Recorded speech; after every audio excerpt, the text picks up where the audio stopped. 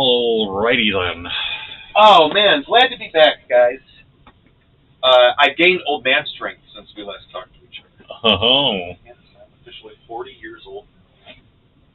Anyway, it's fun. I'm actually enjoying it so far, more than 30. Alright, so, I just reviewed with Kenna what had been going on last week. Anyway, hi.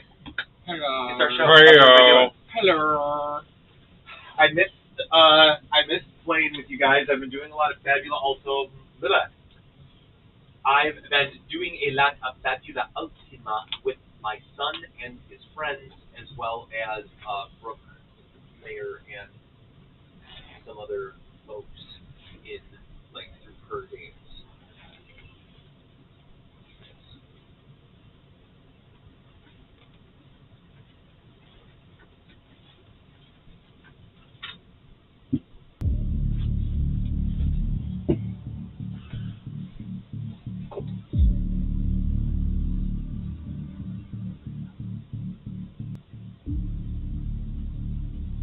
That'll be the music. Alright. We're level 17. We're fighting Ch10. This is our horror comedy campaign. Lost Requiem. And we're pretty far into this. We're in book 11. You guys have found the original Heartforge, tracked down the leading cult members, and seeing the assembled avatars betray the woman who has been what we've thought to be the puppet master this whole time. How am I supposed to know? I didn't know her. I mean, she has tried to kill you guys like 5 times. She never personally attacked me. She just went, you. I don't know. I think, didn't she try to kill you and Mort in Osnabrück? Or did you shoot away? She killed Mort. I know that for sure. Oh, okay. And then Estrella Hazelmeyer killed you. She killed you. She power word killed you. I've never used that before, and I still feel guilty even if she uses it again. Even though I would argue she is the one character that I've ever written where I shouldn't feel guilty using it. Yes, there's... Can you smell it? But you guys have found yourselves here, which seems to be like one of, if not the main chamber of the Heartforge. The only thing I didn't explain, Kenna, is that big brown circle in the middle is just like a bat that you can't see the bottom of the neck recorder. Where Cassidy is a heart about the size of my fist, still pumping. Hooks, I don't have it up there because I can't find them. With fish hooks in it? Yeah, like giant hooks, fish hooks in it, like suspended from the ceiling, a bunch of wires.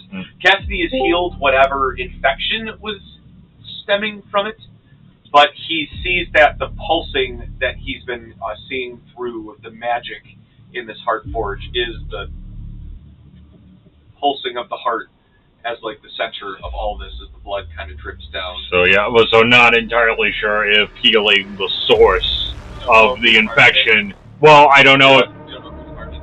Well, it's things. Ch10 basically challenged everybody to a fight as soon as their heads poked in. It's the Heartforge, so I'm assuming it's the heart of the forge. So this whole forge that we're in is one giant. Too literal. That's too literal for me. Well, so it looks like at least in the immediate area I've healed the infection. Surely the heart belongs to someone. Alright, so I believe last we left off was... Do I roll for initiative? Or am I yes, roll for initiative. A few things are going to happen. I got a 19. Flat? 17.2. And Jessica... 17. 15 plus 2. After you and Reddick. Okay. Jessica's not much good for anything.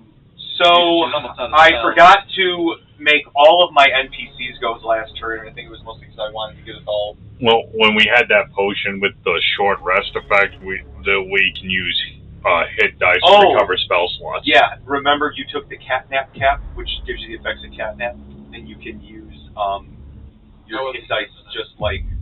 yeah, so if Jessica has hit dice, she can use that. I'm unsure of that. Technically, she does. They're not listed in this? She is a CR6 creature. Oh, then that's how many hit dice she has. Six dice. So, what, and Might be what that would, times 2. what would the dice be? A D6? No, she's a Fae. Yeah, she's a Fae, so it'll be a D6, but make it... We'll say that for creatures, their challenge rating is their hit dice halved. So she has 12 hit dice. Okay. The creatures are... Or you could times it by 1.5 if you guys want to do that. But, like, she doesn't need to heal, she just needs spells. Yeah, Okay. so you can expend hit dice to... She's basically a battery for Sirmia. Yeah. And a cheerleader. Mm-hmm. It's honestly OP as fuck. Who is the third caster? You had Mort. For the Witches Coven? Yeah, is that how you use well, it? I usually use Mort, but when Mort's not here, I can use Ran because he technically is a half caster. Oh, he should remember that. He can use my spell slots, but he can't cast anything higher than he has capability of. So if he can only cast 3rd level spells, he can't cast a 6th level Cure Wounds. Well, I think as a half caster, I think he can go to level 5. Oh, he can go to whatever his max. Yeah. That makes sense. But still, that's not bad. So if we're doing the spell regen rules, half the hit dice to roll a d6. 3, so 1/3 level spell. Yeah, or I'll do it twice. 1/3 and 1/4 level. There you go. Sirmia hasn't used any of her spells. She's used all of. You've used some. Yeah, I was gonna say you've used a few on smites, but I used all of Jessica's spell slots as Sirmia. Jessica wasn't using any spell That's slots. respectable. That's a lot of spell slots, but I get it. Yeah. So she goes up to level 6. I forgot to do my bad guys moves. I'm gonna do those real quick. Are there even any devils left? And the zombies all whiffed. I actually remember the zombies all whiffing. So it was just the devils. Oh, Sariel! Right. What?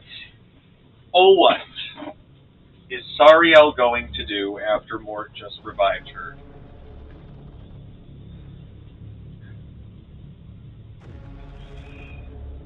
I just got the Kobold Press Northlands.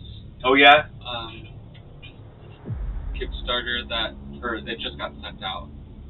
They just got it in the mail, but I haven't gotten a chance to look at it yet. But it's got a bunch of Futhark runes on stone tablets in a baggie, and cool. then a deck of cards that tells you how to use them. And it's basically just a rune bank. It's also got a world book and new classes, and spells, and TOV shit. Motherfucker. And an adventure All right. that goes up to level 14. So, anybody present can roll an Arcana. 16. I'm so good at those. And Jessica got a 14.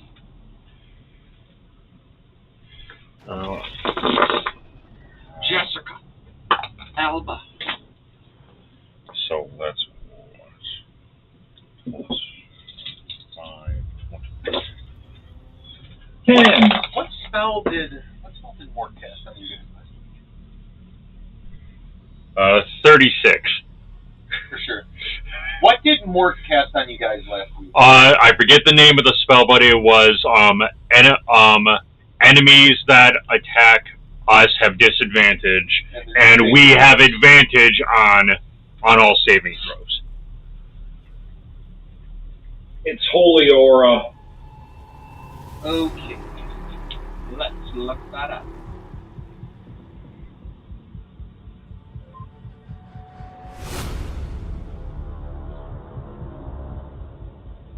Oh shit. Level 8. Cleric. 30-foot radius. Creatures in the radius shed 5-foot radius light have advantage on saving throws. Other creatures have disadvantage on attack rolls against them. Okay, yeah, and you guys, Fiend and undead creatures make a flash when they hit someone with a melee attack. The attackers must succeed a Constitution saving throw or be blinded. Forever. Until the spell ends. Alright. Sariel Who is currently grappled by Talani. No, Tullertan's grappled by Talani. Oh, Tullertan. Okay. Sariel stands up from her now blood-soaked front, looks over to you, Mort, looks up behind herself up to you, Braddock, and kind of laughs down into her chest a little bit, pulls her hair back, and it just like slicks back with her own blood, and she's like, "Fine, Tullertan, fuck you."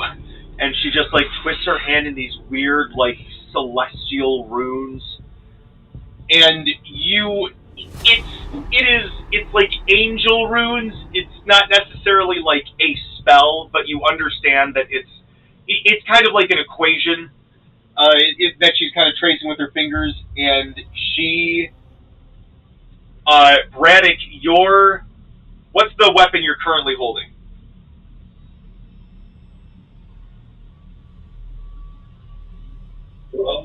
I think with the huge swings that are happening right now, currently it is that firebrand sword. Okay. And Mort. Jeremy's not on yet. Oh, Jeremy's not on yet. Fine, we'll say then, narratively, Sirmia has entered the scene at this point. She sees you, sees your sword, and swings one hand your way. And Braddock, you and Sirmia's sword are under the effects of her empowered strikes. She sends divine power into the weapons of up to 2 friendly creatures she can see within 30 feet. Each target has advantage on the next weapon attack roll it makes before the start of her next turn. If that attack hits, it deals an extra 2d6 radiant damage. Who cast that? Sariel did that to you and Braddock. Okay.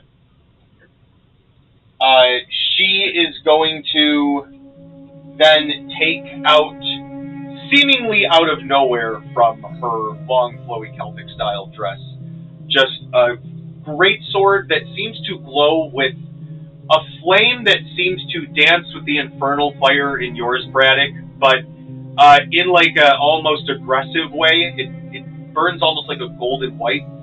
And you see she runs into Tullertan to try and get some strikes in on him. Grappled by Talani.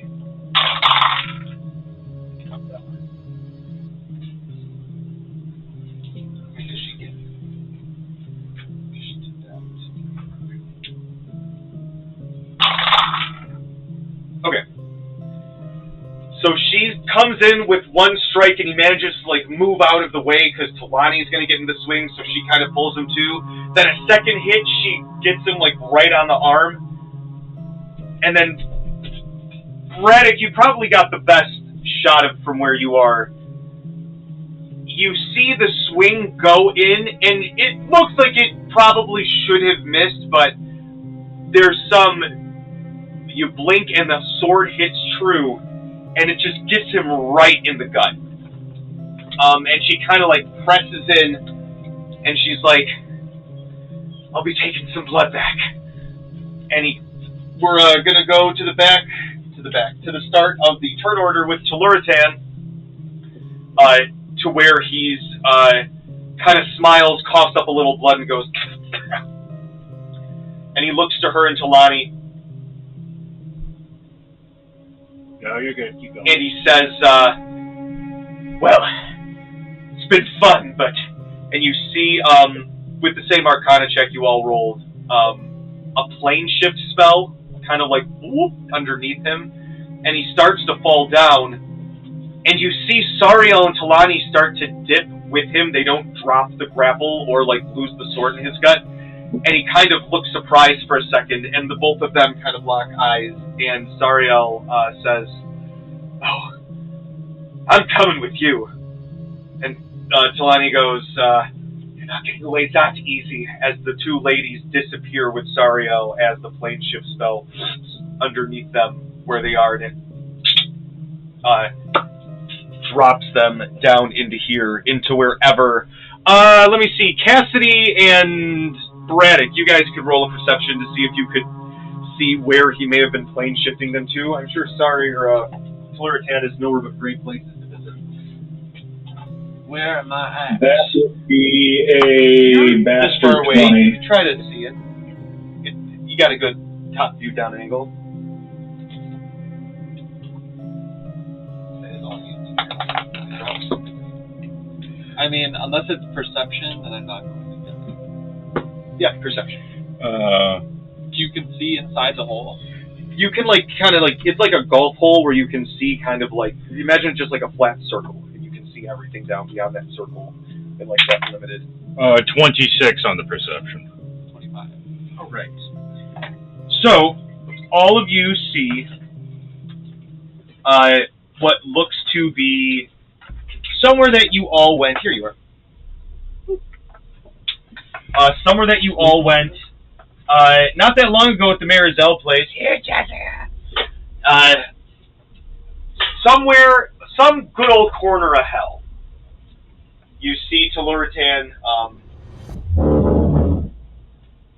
drop them down, and Talani just kind of looks back, and as you step into the battlefield, Sirmia, she catches eyes with you from across, and gives you a super cheesy thumbs up, and she'll toss one more crowd pleasing to you guys before she goes. So a D6 to whatever your guys' next roll is. Where the fuck did they go? Alright, so that is all he can do on his turn. The cultists that are left, this guy is going to try to escape from the arrow. Absolutely not. You're right. So he's just going to spend his whole turn trying to... I refuse. Damn, he just can't get his knife out, so this guy's just struggling. Alright, this one... Actually, no. This one has pulled himself up as the blood from these infected ones have started to take over this area. Oh god. Not my solo cup. This guy hoists himself up here, not gracefully, and just spends his whole turn getting up over here. He can't do anything else. Are they just running away? Dead. No, this is a whole machine here. Let me see. This one casts something on this guy, and you guys see him start to back and forth a little bit as he comes over to you, Braddock, and you see him. You notice the intricacies on the armor as he gets close are carved in runes into the armor, and he looks up to you, and you see him kind of eye the runes that you've gathered along the way, and he says, "Looks like you're the one they hired me for, laddie." And he smacks his armor, and he grows up to Braddock's size with the giant rune himself. And is going to, actually, before that happens, is going to bonus action disengage and come around here. Now he's going to take a swing at you. So, disadvantage from the spell, but then advantage from flanking, so just a flat roll. Right. What's your AC? I believe this is post the one action. Cheese grater! So 11 to 12. right now, it would be a 34. All right. 11 to 12. Unfortunately, that's just a 28 on the dice as it comes in.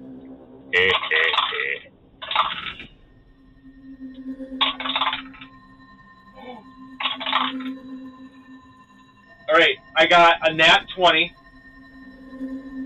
He's got two misses. A third one comes in, and the chain tries to come down and pulls himself closer. He tries to swing in with the hammer. Do you do anything? You let the nat 20 hit. I just ask because I know you have options. Oh, we'll let it hit. Is there? I assume there's another enemy besides him within 30 feet of me. There's a roguish chap behind you. There's a dude with a broken leg about 20 feet away from you. There's one zombie, like, right on the edge, and the other guy's too far away. All right. Yeah, that's good to know. We'll let the Nat 20 go through, but we'll Cloud Rune it and have it go to that. All the damage will go to that roguish fellow.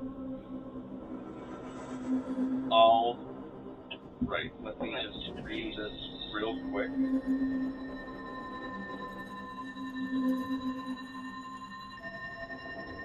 What's the range on it?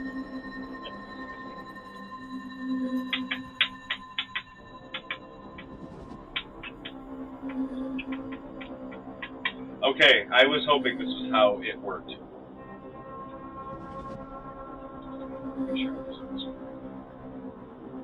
Oh, yeah.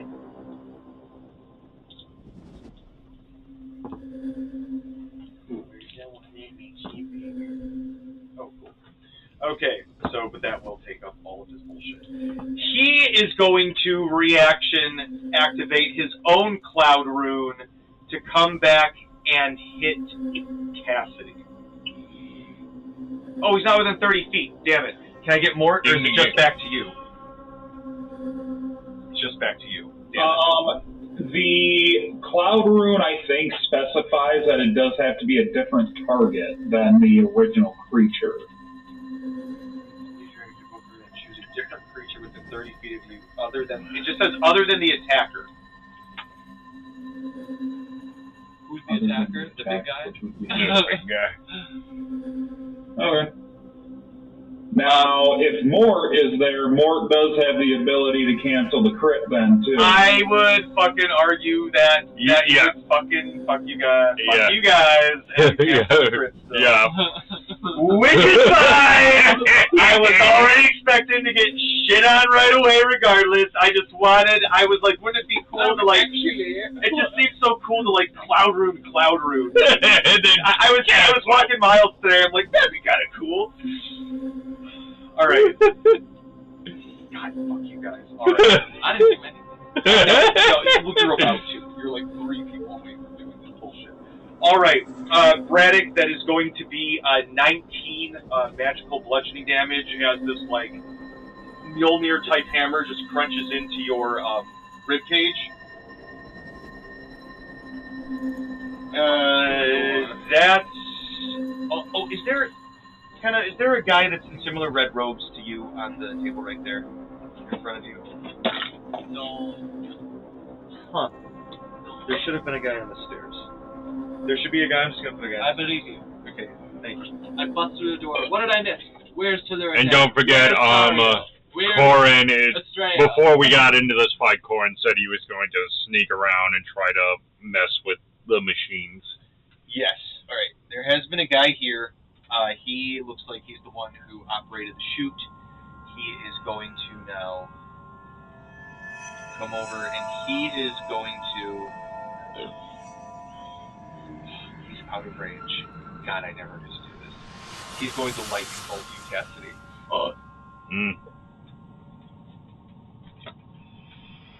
Dex save? Which I will have advantage on. I think Learning so. like I believe so. at my new level.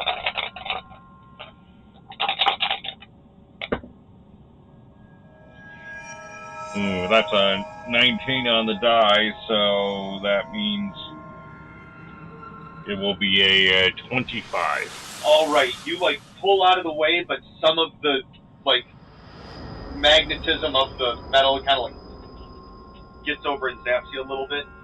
Oh, let me have this.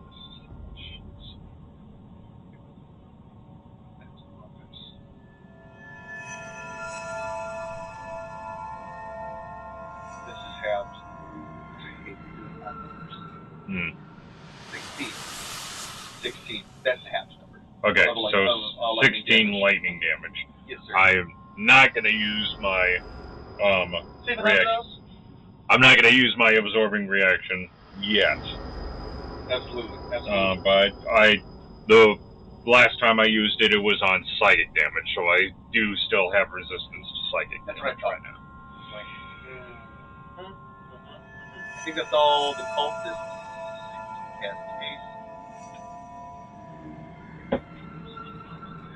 Ooh, this guy is actually going to come up and use his card to enter. Who's ever behind this door? Before Ron can react, I meant to do this at the start of the turn.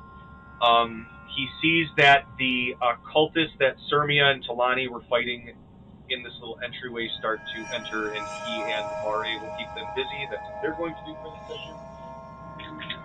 And now we're to Talani. Like she's not here. fish in a barrel. All right, lair action.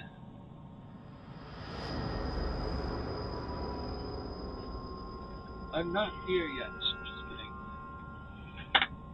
I got that sword bust. So their action are the zombies? The lair's action is more zombies. They also have a turn. So, wait, question. Since that guy attacked me with a spell, does that mean that he becomes blinded, or does it have to be a melee attack? It's got to be a melee attack. Okay. Do you need me to help you roll a bunch of d20s on board? Not yet. They do get their own turn. Are they a swarm or are they individual zombies? The summoning of zombies, I'm just filling out the boxes. They're pushing. I guess they can't get that far. If I'm just filling up, them moving as far as they can. Just more join the fray from here. Actually, honestly, let's just have the zombies attack on the lair action. That way I don't fucking forget. Yeah, roll me 1, 2, 3, 4, 5, 6, 7, 8. Roll me 11 d20s. What do they have to hit more? 20? Is he a 20? I'm pretty sure his AC is Is he a 21 in the armor? Mm-hmm. 21.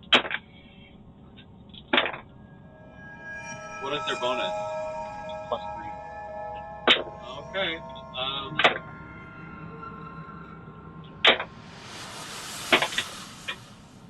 That's one hit and one nat 20. The rest of it. Yeah, they did. They get +3. I only got 118. That's actually really funny. I got a lot of 15s though. Oh, spider on the board. Cute! Very cute. Alright. Oh. And you guys also note that you feel the entire room like start to just come alive and hum. Lights start to light up on these things. You can see that like plasma dude in the middle, like lights are coming up from the necropore vat. So the two... Oh, there's Mort! What's your AC? 19. Am I close to Braddock? 21 if I'm close to Braddock. He's not close enough. Then like actually 10 of them hit. And one of them was a nat. Alright, Mort, I love you, buddy. And everything has disadvantage because my spell is still up. Yeah, everything was at disadvantage. They were probably even rolls because it was pretty much a swarm of things coming around you and constantly fighting with... I can re-roll. Sure, we can re-roll.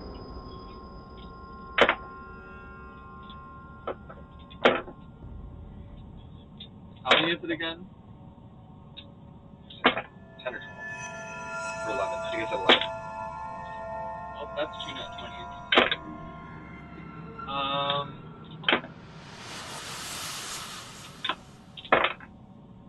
Okay, just 1 nat 20 then. Yep. Just 1 nat 20? That's hilarious. Alright. And then the one that got the nat 20, he has to make a Constitution saving throw or be blinded until the spell ends. That's fine. Mort, you are going to take 18 bite, and I need you to roll me a Constitution save. I think that spider needs to roll a con save as well. I'm sure Holy Aura, or else it's deep dive in. Oh! Con? Yeah. Oh no, it's not strong enough. I gotta put that in. What did I say? Constitution I am literally just sitting down. I'm getting my character sheet pulled up right now. What save? Con save, which you have advantage on.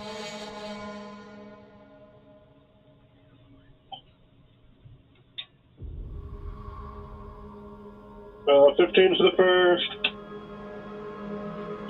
24 total.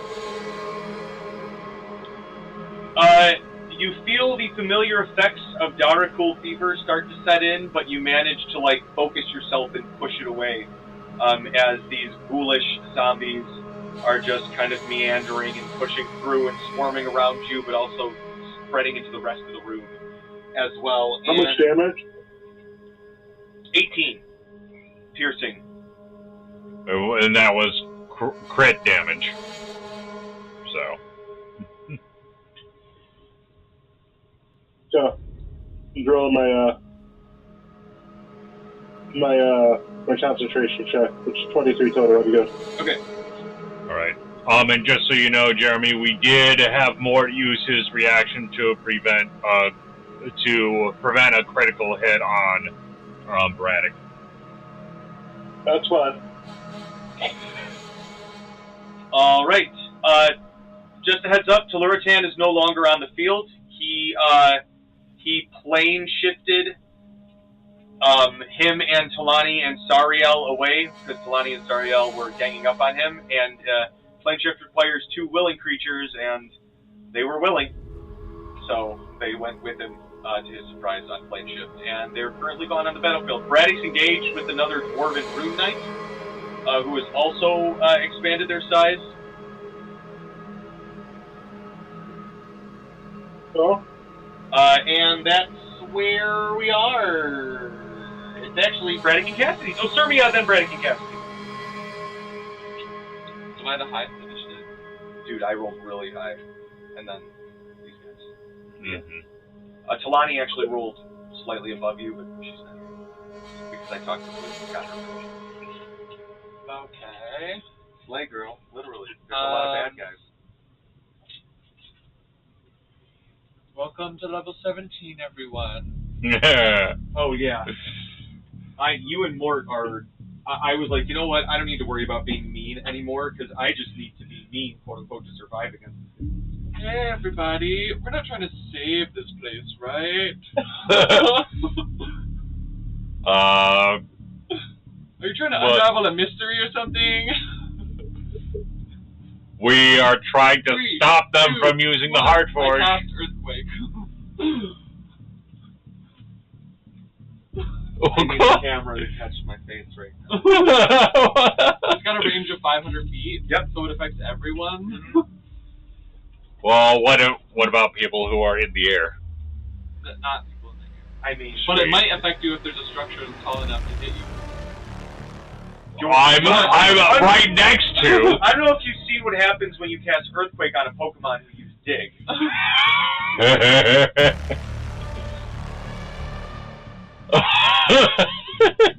That's just a lot of baddies. What else am I supposed to do?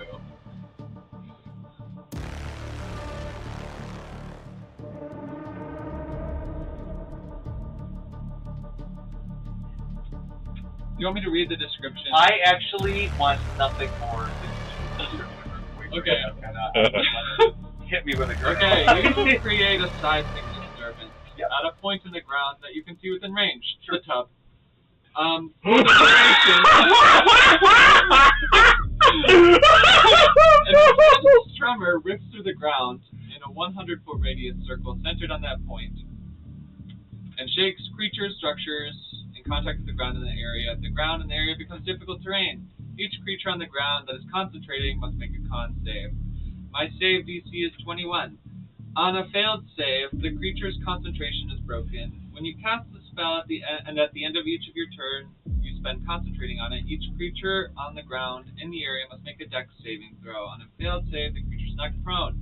This spell can have additional effects depending on the terrain in the area as determined by the DM. This spell creates fissures. Fissures open throughout the spelled area at the start of your next turn after you cast the spell. A total of 1d6 fissures open in locations chosen by the DM. Each is 1d10 times 10 feet deep, 10 feet wide, and extends from 100 of the spell's area to the opposite side. A creature standing on a spot where a fissure opens must succeed on a dexterity saving throw or fall in. A creature that successfully saves moves within the fissure's edge as it opens. A fissure that opens beneath a structure causes it to automatically collapse. See below.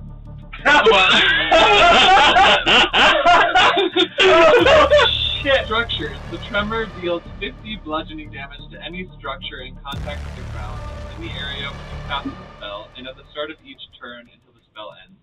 If a structure drops to 0 hit points, it collapses and potentially damages nearby creatures. A creature within half the distance of a structure's height must make a dex saving throw. On a failed save, the creature takes 5d6 bludgeoning damage, is knocked prone, and is buried under the rubble, requiring a DC 20 strength or athletics check as an action to escape. The DM can adjust the DC higher or lower depending on the nature of the rubble. On a successful save, the creature takes half as much damage and doesn't fall prone or become buried. And then it explains what prone is. So, it has a range of 500 feet, but what is the effect radius of 100. So it's got it. Okay, so it's the effective map basically. Yeah. I just need to make sure I didn't need to take into account like a village 3 miles that way or something. Probably. I mean, it's probably like you're gonna cause seismic activity. it's about 20 feet outside. Like, are we like in a mountain or? You're in a lava tube.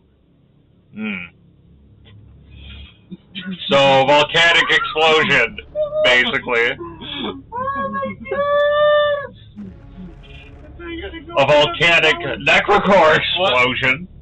Hey, that looks tasty. That's all I'm saying. Oh my god. Okay. Alright, okay, hold on. Alright. Wasn't Tuluritan trying to do some fuck shit up in here? I mean, yeah. Everybody, gather round. Jessica, complain ship us out. Alright. So, Sirmia's right here.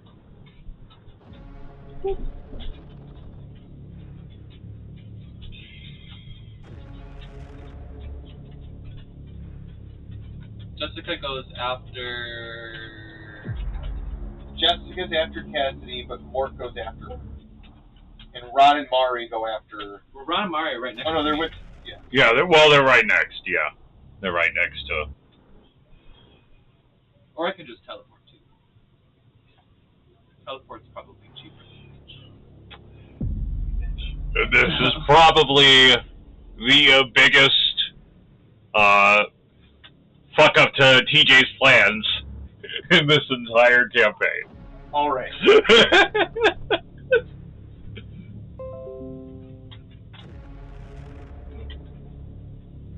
Steam Deck. I want to program it if it has an update, but if I plug it in, if I plug anything Elgato in that needs an update, the cameras start to get funky.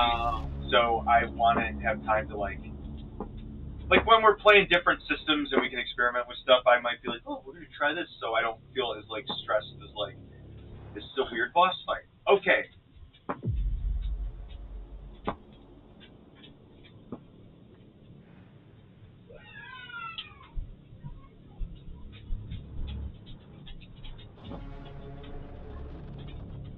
Mm-hmm. Okay. You just forced a lot of things to all happen at once. I'm just figuring out how to trigger all of this. Okay. We can Alright. start by all rolling a con save. That's a great idea. I love that idea. To not fall... Okay, it's a dex save to not fall prone, and a con save if you're concentrating on a spell. That excludes me on the initial cast. Is Cassidy, who's currently levitating in the air, is he going to be affected by any of this? Oh yeah, rocks are starting to fall. So dex save to dodge in midair. Okay. And look what happens where you fall if you hit something. That is true. No. Advantage on all saves. So like I 3 and 4. no. That's an 18 on the die. I just want to reiterate that this spell can have additional effects depending on the terrain determined by the DM. Oh, it will. Yeah. No, that's coming. Yeah. Don't worry, folks. Ladies and gentlemen, don't worry. We're in for zombies. I'm about to kill them all. yeah, can I use a brat? What luck rolls do I have? Oh no, wait, I do have You don't the have additional any- D6 You don't have any from more Bardics. You probably have Ron because that's percent. the additional Probably don't D6 have from. What level spell is that? Welcome to level 17. This is why campaigns stay at level 3 for 2 years.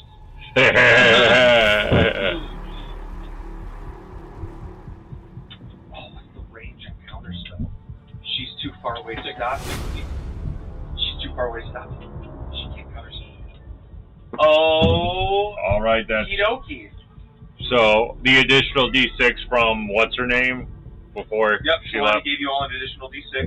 Good Yep. call. Good call. Good remember Yep. on that one. So the dex saving throw for Cassidy to dodge the debris falling from the sky or from the ceiling, that is going to be a 28.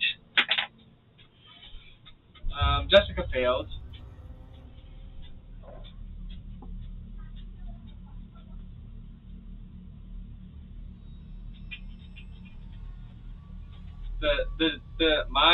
My spell save DC is 21. Oh, it was 21? Yes. Yeah. Well, I guess I had to on the next. Oh. But. 1 second. So, I gotta make sure my 2% Braddock, dexterity saving throw, and then Mort, since you're concentrating on a spell. I already got a 24. I already said it. Oh, okay.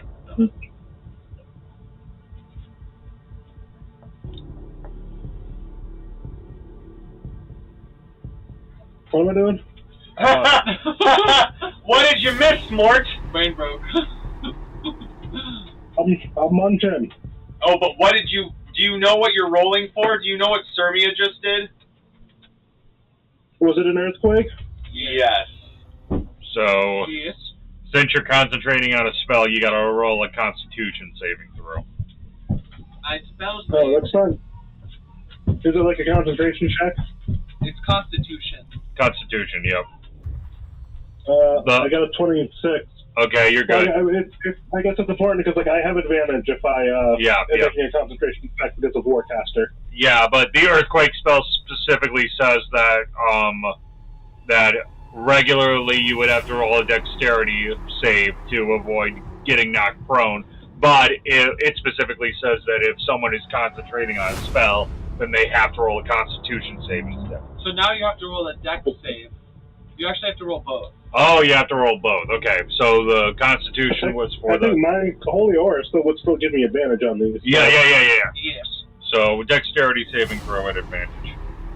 And then you do have an additional D6 that you can spend. Okay, I will probably need it. What's the dex check for? 21. DC 21 dex? Yes. Yep. Oh, I guess I shouldn't have wasted my DC. Okay. Is there It what? might be higher. I'm doing that right now. Unless there are any other.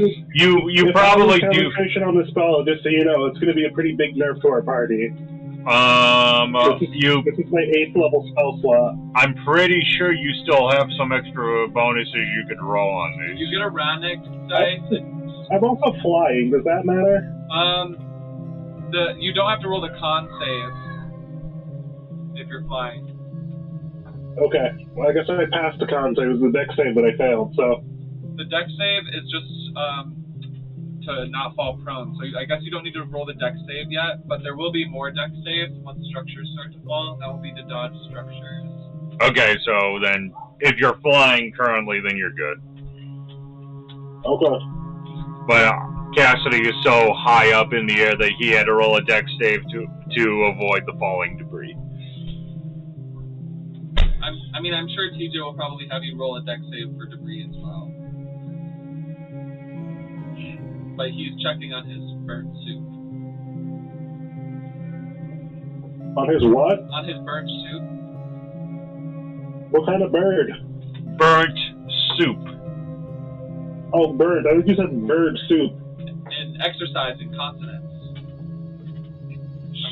I thought you said bird soup, and I was like Soup chicken was right. noodle, or like... No. The soup would be burned. I caught it, but it was like starting to bubble too much. So we're here. Purple. Now it's getting crappy. Okay. What more to do? I'm so sorry. Purple. Mort was flying, so he doesn't need to roll the dex or the con save, but he does need to roll the dex save. Does that make sense? Yes. Dex save to avoid the rubble. Which would have failed. I got a low. I was like 12 on the die. Okay, it's I guess it's total. I will let you decide. Do you want to roll the damage yourself, or do you want me to roll the damage? Go ahead, roll damage. It's fine. It's 5d6. Bludgeoning. And when you get hit by the rebel, you're knocked prone. DC 20 athletics to escape. Okay. Right now? I'm pretty sure that is a check that you have to make as an action.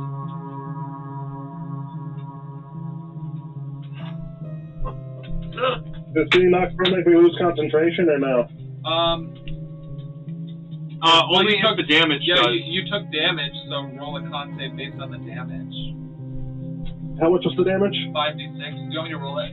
Yeah, 5d6 every round. Okay, 10, 12, 16, 19. Halved is the DC. No. It's 19 damage, and then you half it for the DC. So it's a DC 10 con save. It does look way more dramatic over on this side, I will say. Yeah. The con saves I'm usually pretty fine at because I'm +9 and I get advantage on all of them. Yeah. Okay. Yeah, 28 for the con check. I'm nice. good. All right. And then all the zombies have to roll those 3 things, and the big rune guy has to roll them, and this guy needs to roll them, and then this guy needs to roll them, this guy needs to roll them, and that guy needs to roll them. Well, you guys don't know what's going on over here. He's even there. Oh yeah. Okay.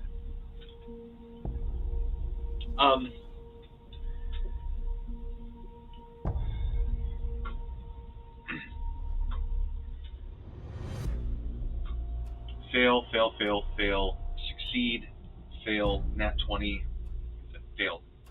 Actually, he's at disadvantage. Make sure he's rolling that one. Nope, close. Fail. All the zombies failed except for the big guy on the stairs. And then we don't know about this. That's a dead body. The bludgeoning damage for this turn is 19. Okay. And if they failed, they're pinned. If they succeed, they take half and are not pinned. They're all pinned. It's still like a minefield of zombie bites. He succeeded? No, the big guy succeeded. The big guy succeeded. This guy failed. All the ones in there failed. And then this guy has to roll a Constitution saving throw because he's concentrating on haste for the big guy. He's fine. All right. And oh yeah, and then this guy probably already failed because he was already knocked yeah, prone. he's on the ground, just getting jumbled around and punched in the face. All right. Oh, that's way too hot. I'm so stupid. I knew that was gonna happen. My esophagus. Yeah. Youch. Alright. So you guys see Sermia put her hands out and you see this like this. Yep. And it's like, what the hell? And you feel like and you can see the I'm just so nonchalant. the necrocore vat looks like it's just being like an open cup when you're going down a bumpy hill. Braddock, it's like sloshing and flopping around towards you guys. You're like having to block it with your sword. And I'll describe fully what happens when I come back from picking up Dylan. I need to be there in 5 minutes. Fissure's still open till the next chair. Sure.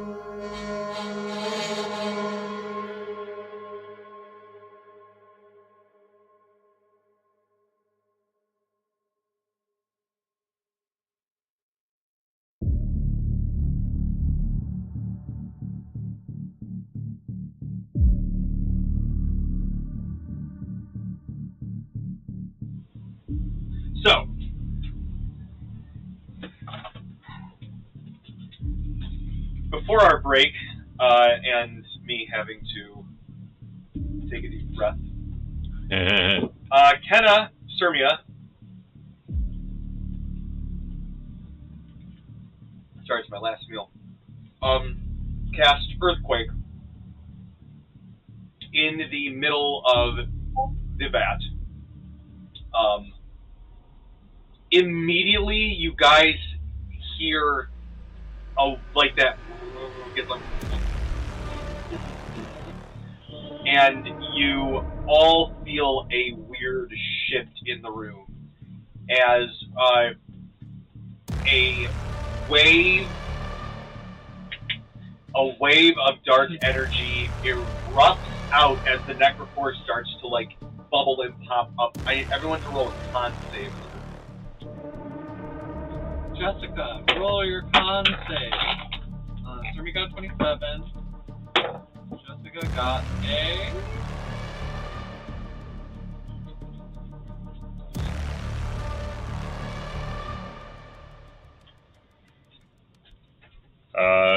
Cassidy got a 32. Okay. 27 for Daddy Mort. Daddy. Minus high. 22. Let's do 12. All right. 12. Sirmi got a 12? No. Sirmi Okay. got a 27, Jessica got a 12. All right. All of our heroes. Oh, that's a nat 20 for Ron. And that's an 18 on the dice for Mare. All right, you're a player dice, obviously. That's why it's so better for me. That one. All right. All of you guys will take, with this first thing, 20 necrotic damage, unless you have other resistances that would reduce it to 10. Jessica will take 40. Let's have Jessica's HP. I will use my reaction to reduce it by 10 and then give myself resistance for the next minute. Sure. Next.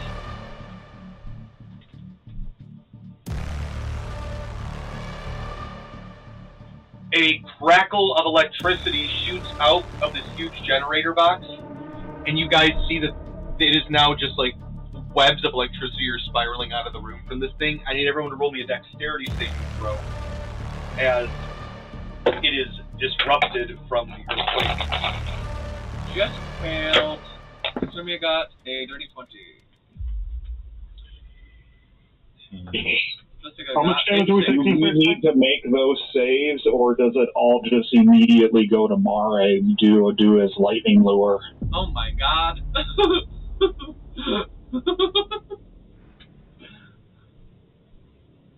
I got a nat 20 on the dex check if that means anything.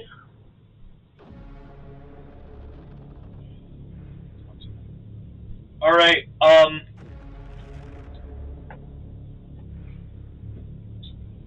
Mare takes 67 lightning damage,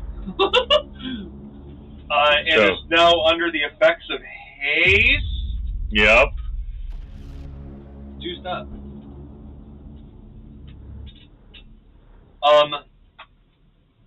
Finally, on this turn,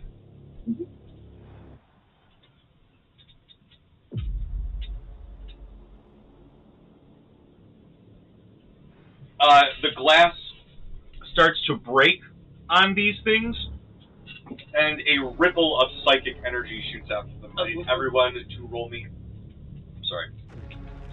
A charisma saving throw. I love charisma. The real. Sirmia gets Oh my God, I've got a hiccup 37. stuck, like right in my chest.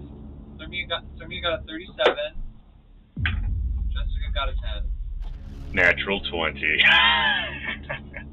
Nah, Jessica, you need to roll better. 22 for Mort. That'll be a 14. However, if that chooses, I'll activate my fighter ability and choose to succeed. All right. Everybody who got a 20 or higher, you will take 26 psychic damage. Those of you who got 19 or lower, will take 52 psychic damage. As the Heartforge is actively falling apart in numerous areas. You guys can see smell fires starting. You can see sparks starting to come out of some of the equipment. You can hear screams. Ron and Mare chase after. Well, yeah, you better run. All right. Hey-ho. So that was all Sermia's turn. That was Sermia's turn. All right, now it is Everything is Cassidy's dead. turn. Everything is dead. Cassidy, you can go ahead. Okay. So I'm assuming since everything is falling apart that we need to teleport out of here as soon as possible. So how far away is Sermia and She's like Jessica? 120 120 feet. feet. Okay. Sermia can move 30 feet towards everyone, and Jessica is gone. Jessica dissipates. Okay. So if I use my main action to take dash action, that means I can move 100 feet. Okay. So you can probably get right next to, pretty much right there. Yep. So he will use the dash action to get as close to Sermia, and then bonus action, he's just going to hit a firebolt at that guy. Sure, he has partial cover because of Braddock. They're like just two Hulks punching each other, but it's just going to raise his AC barely. You guys already have super high fucking stats. It's not really helping him. It's just more narratively like, get out of the way, Captain! I can't get a clean shot! That's going to be a 23 to hit. All right, that hits him.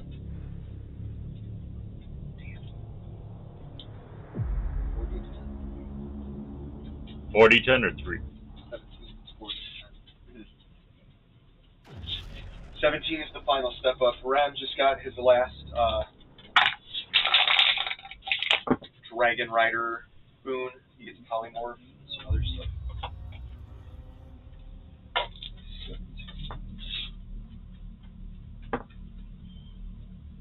27 points of fire damage to that guy. It just kind of blasts off him, and you see it has the same effect that it almost has on Braddock when he gets hit by fire. It just seems to kind of naturally brush off him, much like you, Cassidy. And you kind of like,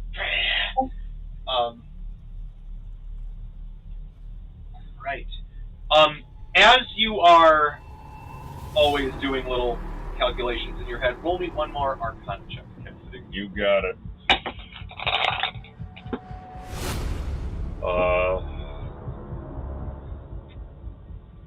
That's going to be a 40. You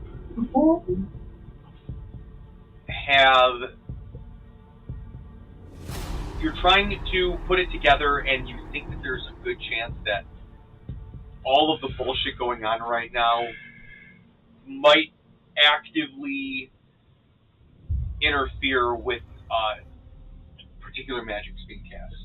Not necessarily outright, but could make it more difficult for them to succeed or get the complete desired effect without things going haywire or wild. Alright, so I relay that to the rest of the group, so, teleporting out of here is the best option to get out of here alive. There's a chance that we might not end up going to the destination that we are intending to go to. So, just keep that in mind, everybody. I love teleporting. I know exactly where I'm teleporting. You and Bebo's sister. I rolled a 4 on my Arcana. I'm sure it's fine. I mean, honestly, yeah, as long You're gonna nail this. as we teleport somewhere with a body of water, which I think we have a pretty good chance of doing, we can get back where we need to go. Where do you want to go? I said as long as we teleport, even if we don't go where we're trying to go, as long as there's a body of water there, we can get back to where we need to go. Oh yeah, because Mort's thing with something that we goes have a shit. teleport anchor on the SS whatchamacallit. That is true. So I can just teleport directly to without rolling to the SS whatchamacallit. Oh god. What? Because Dolores had plane shift with Talani and the Lulutan. what? Tululutan. Tululutan. Yeah, he's Delulu. Yeah, so, like, with plane shifting, does that mean they're going to be reappearing in the exact same No, spot? he just took them. The plane shift is like teleport, except you can also shift a plane. It's 2 levels higher than teleport. But a lot of times, like, angels or devils just sort of get it, but they can only take themselves and, like, 1 or 2 other dwelling people. Or, like, up to a certain amount of weight. Okay. Alright, so then that is... So, getting to Sirmia, firebolting that guy, that is all that Cassidy can do. All right. Braddock, it is your turn. Okay. Well, Throw the dude in the pit! so Sirmia is just choosing violence tonight. When has she not chosen... I need a nap! When has she not chosen violence? This has been the longest hour of my life. It's felt like 4 this weeks. building is actively collapsing around us. And Oh, we need yeah. to get to Serbia. Yes, you Yep. are in a lava tube turned science lab. And Earthquake. your favorite Chaos Goblin just cast Earthquake in the seemingly bottomless Necrocore vat as the center point of her spell. And now the rocks are falling. Rumble, rumble. And all you heard as Cassidy zipped by was he was whispering numbers and weird equation words that you've only heard Square of. root of the radius divided by pi. Yeah. Fucking nerd.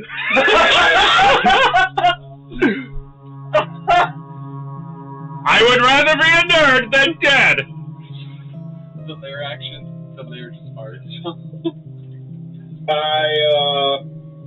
I think Braddock will just take a look at the situation and go like, this could be bad if I stay around here. Give it the And chance!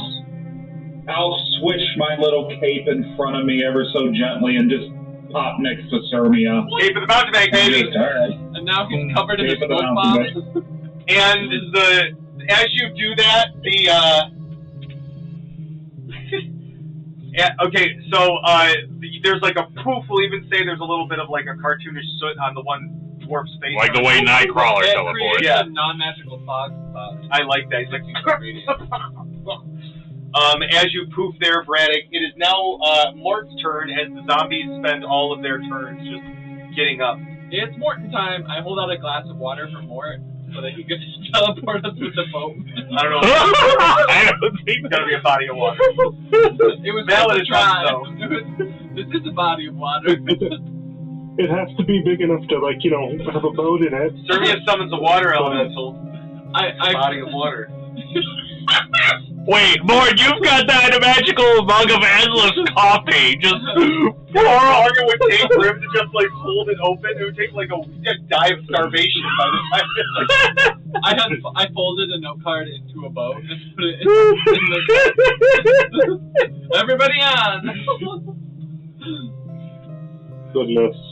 so, Mort, you're only like 15, 20 feet away from Sirmia. Wait, I point at the Necrocore. That's a body of water. Oh God. It's really not. Mort is going to cast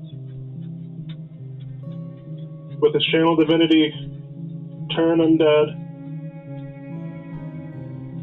So they all need to make a DC 21 Wisdom save. All of the things. All the zombies. And one of them is currently blinded. 1, 2, 3, 4, 5, 6, 7, 8, 9, 10, 11, 12, 13, 14, 15, 20. All of them within 30 feet of me, which I know is probably a lot of them. Yes. What happens? Fail, succeed. Fail. Succeed, Yeah, fail. DC 21. So Oh my anything that God. fails, any of these zombies, are Oh they my all God. under CR4? Okay, well, they all failed, but I did get 4 nat 20s, so 4 of them succeeded, if you wanted me to roll for it. Okay, well, any of them that fail, I'm going to assume, TJ, just because they're zombies, they are probably under CR4, correct? Yes, correct. They go poop. Destroy undead. It's turn undead, and I'm high enough level that it's destroy undead under CR4. Wow, it So they looks just a all- lot more clear over here now. And I guess we're just trying to get we're trying to clump up around Sirmia? There was a righteous radiant bonfire, and now it's ash. When there's something undead in the neighborhood, who you gonna call? Mort! It's Mort. Morton time! Mort! And then I'm just gonna crack off a handful of pot shots at, you said 4 zombies survived? Yes. Great. Well, they each get 1 Eldritch Blast. Yeah, they do. So let me just roll 4. So...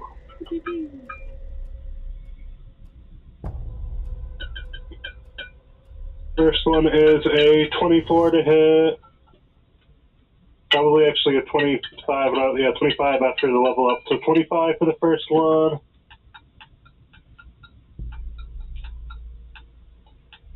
$14. Hit.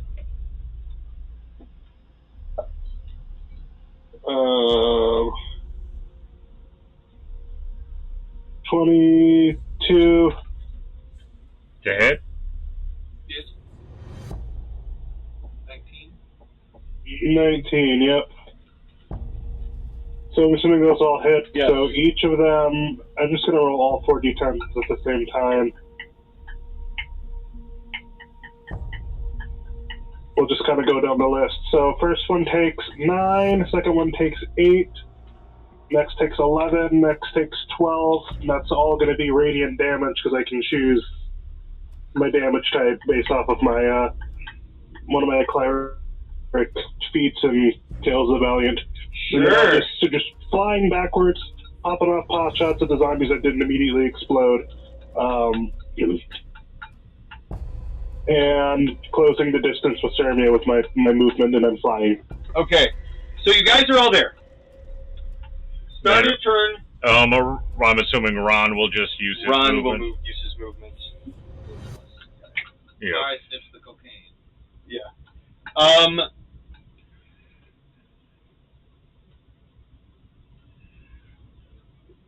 I mean, Ron could technically still take some pot shots. All right. A couple things are still going to happen. Mm-hmm.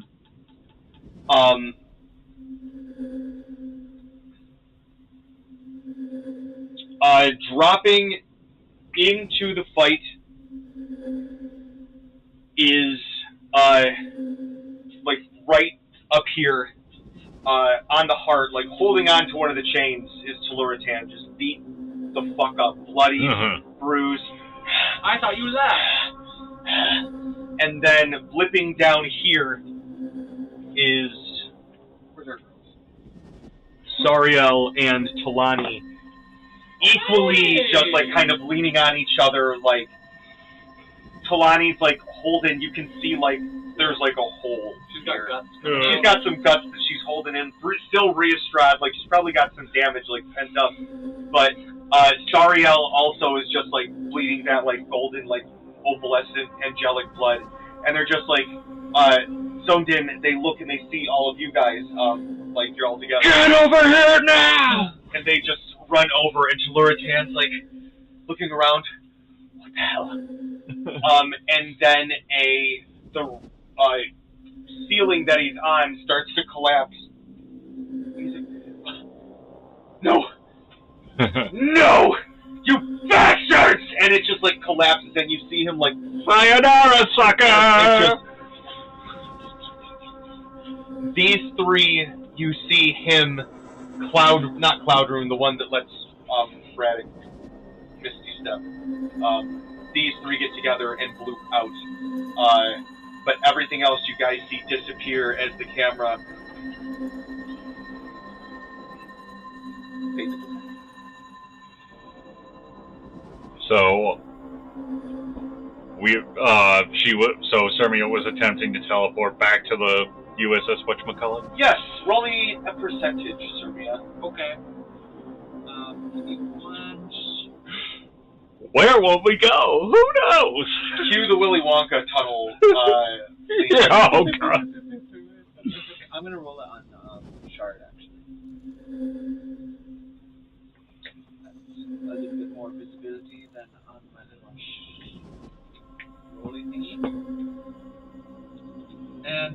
lasts for up to a minute. So I'm going to hold concentration for a minute.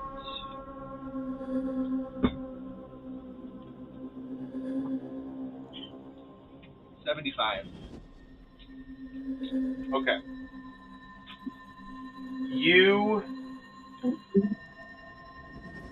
plop yourselves and you see the blue sky, and then you see the white sand, and then you see the green trees, and you guys realize you guys are falling ass over tit in the air. You landed about 20 feet up in the air, somewhere on the island above ground. But you can feel the rumbling on the land as you guys are we on the ground or are we falling in the air? It's like a 20-foot cartoon. It's like bloop, bloop, bloop. Yeah, okay. Just that moment of wait a minute, we're not. The ground is not as close to me as I thought. Don't worry about fall damage.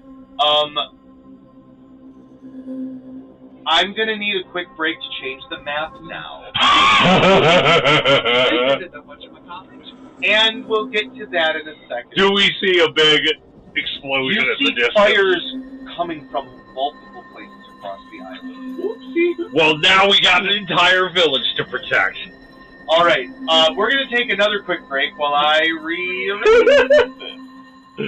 Biggest fuck up to TJ's plans. Woo!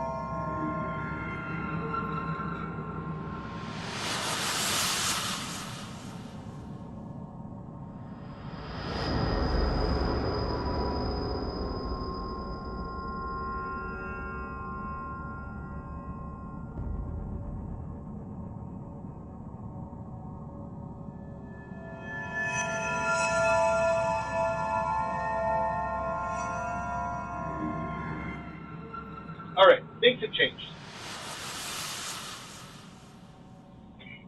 As Kenna just astutely pointed out, the floor is lava. On a scale from 1 to 10, my friend, we're fucked. There are numerous little magma plumes and fires starting throughout the place. You guys also notice that there are still, like you can see there's like animals running, there's birds flying, and then you notice like cult members are running out as well.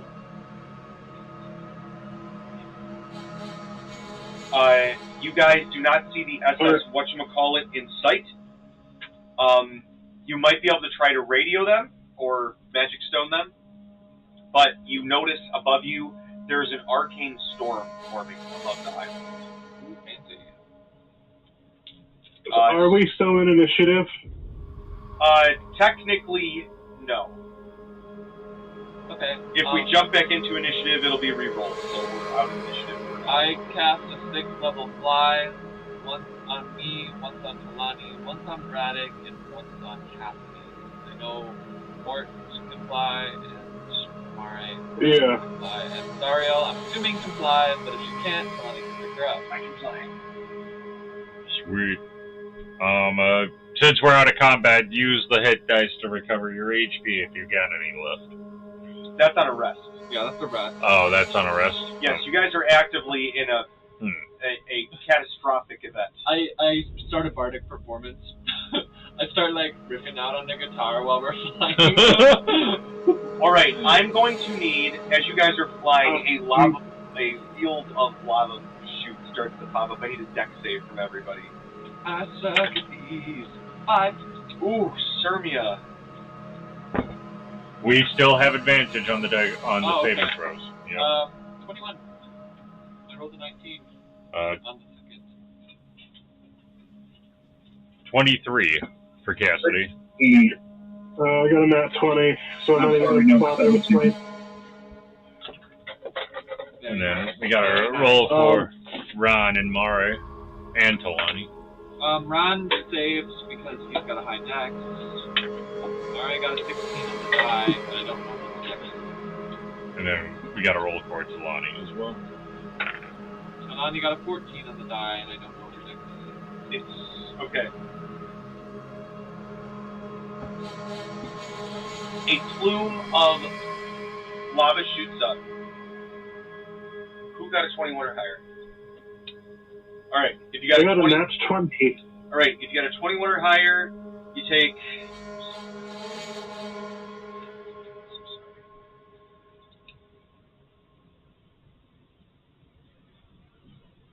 37 fire damage. Youch. If you got 20 or lower, you will take 75 fire damage. Okay, so Mari takes 75, Ron takes 37, Talani takes 75. Cassidy will only take 18 because he's got natural resistance to fire. Is Talani bulked up already? Yes. I'm also currently resisting to fire damage. Alright.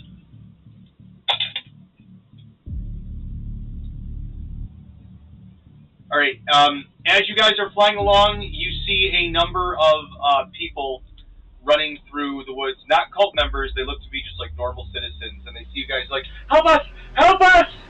Sorry, I meant universe. Hold on. This is all on you! Give me 1 second here. Hold on. I'm gonna do some crazy shit. You do it, boy. Give me 1 second, I'll put them out of their misery. Oh my god. Mort is going to... Is the ground, like, can I touch the ground, or is the floor actually lava right now? If you want to land that, if you want to go actually, like, physically help them, it's going to be an athletics or an acrobatics to kind of fly your way down through the falling rocks and lava plumes and noxious gas to get to the I just need, like, a couple of seconds of focus. probably Okay. get that for it. All right, whoever's going down, either hold on. athletics or acrobatics to fly your way down there and give Mort what he needs. All right. I'm not going directly to them yet. Okay. Hold on. Give me one. I'm looking for the Hold up. the search bar so I can get the wording of the thing that I'm trying to do. I can probably just carry Mort while he casts something. Yes.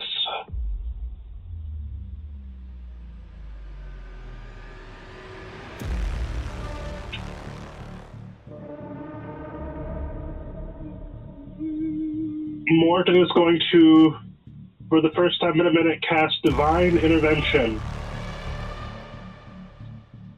So the way that works in the Tales of the Valiant is I roll a d20. If I get above a 19, I get to get my effect. And because it's a d20 roll, I can basically add all of my shit to it, so it's a lot more likely to happen. Right. And now. I'm pretty sure you so don't you have Gift of Luck still, or did you already use that? I have Gift of Luck, which gives me advantage. What other bonuses can I do? You got a Ronic, you got a Braddock. I'm pretty sure Well, I mean, with a 16, I mean, honestly, just a 16 on the die plus my proficiency bonus. Or sorry, I got 11 on the die.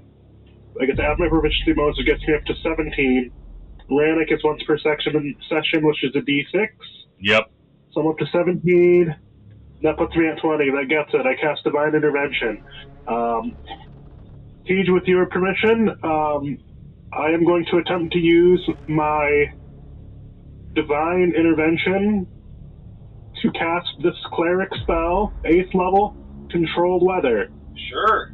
To create a mighty rainstorm within a 5-mile radius to quell the lava. I love that. And it But takes I gotta be able to pray for that though. That's the thing. Mm-hmm. Absolutely. So you guys see Mort like this, looking like an angel of death, making the rains fall from the sky. It obviously doesn't make the lava stop right away, but it starts to slow, and then it slowly, you just see it darken all over. You see those smoke plumes start to go out one by one. Errant screams that you heard, animals letting out sounds of alarm, disappear one by one in pockets throughout. You guys notice that Drenched though. We are super drenched, fortunately. Mm-hmm. you are very, very wet. You do note that there's still an arcane storm forming, but your spell goes off.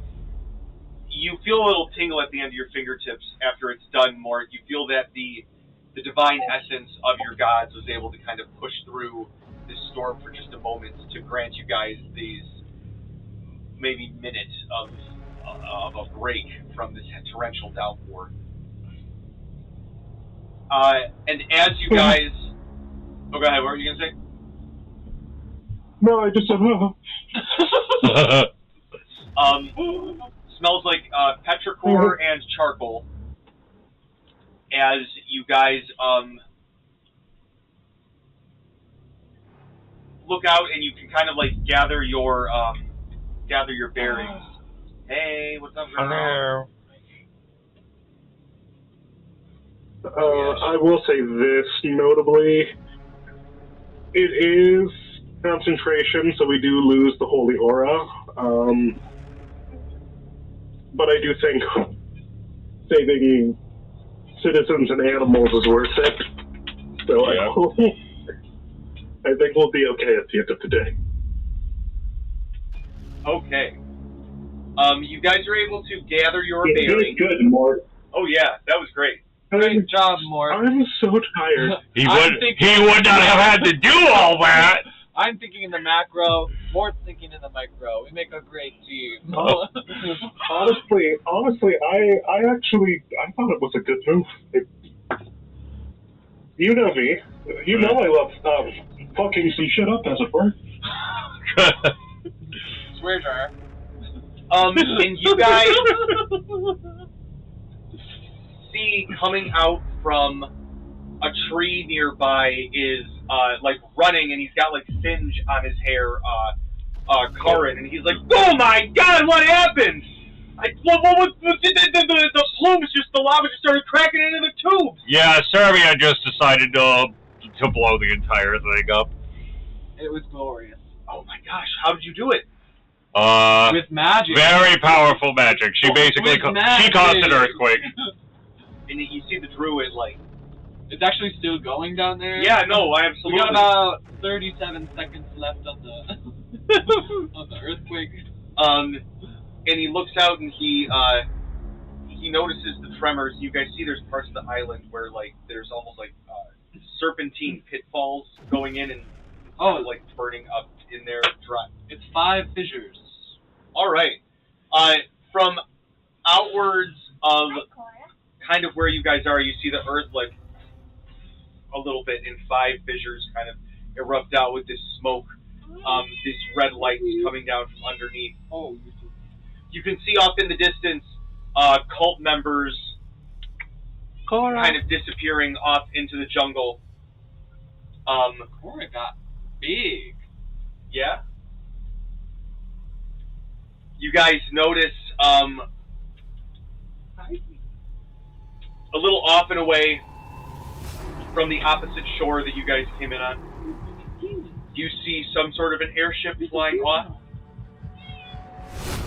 As you guys take note of the familiar kind of sight of the shoreline that you guys came in on. Maybe a half mile out from where you guys have landed yourselves. You can try to port there, you can try walking. But it is up to you. You do know this is zombie infested. Well, we all can fly currently, That's so. Through the downpour, it's very Ghibli as you guys fly through. I love being wet. I can keep pushing my hair out of my face. You guys can see that the whatchamacallit, as it's gotten to be later in the evening, especially with this tsunami, this freak tsunami out of nowhere, that there is the influx of undead, and the beach, what you think looks like, you're like, I don't remember the beach being that dark. It starts to shift, and you see it's just that many undead out on the beach here, taking out, as you see the white sand underneath them.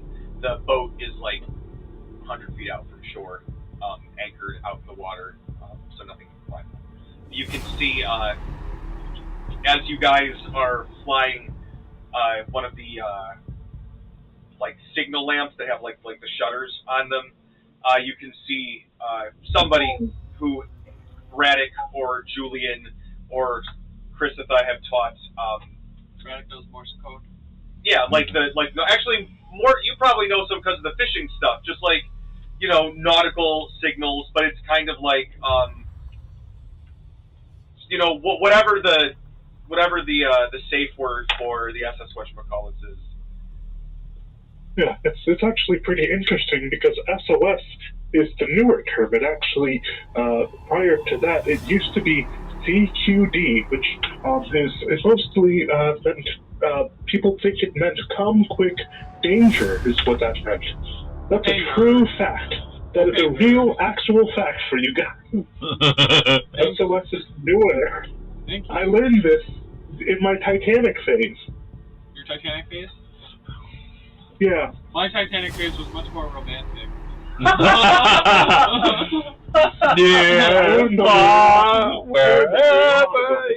Over the summer, folks. You've never been held at the stern of a boat? What's the front of a boat? The bow? The bow. You've never been held at the bow of a boat? On the cross style? Or screaming, I'm the king of the world! Oh, yeah.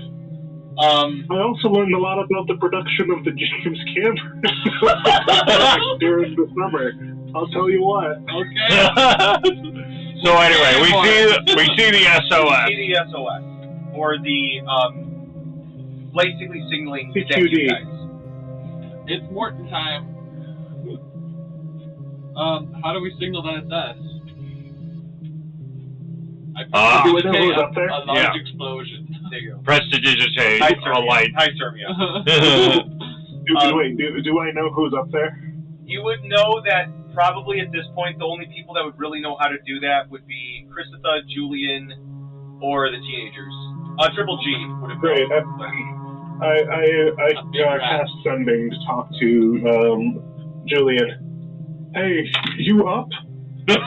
What else should I say, folks? Huge volcanic explosion. We have to evacuate immediately.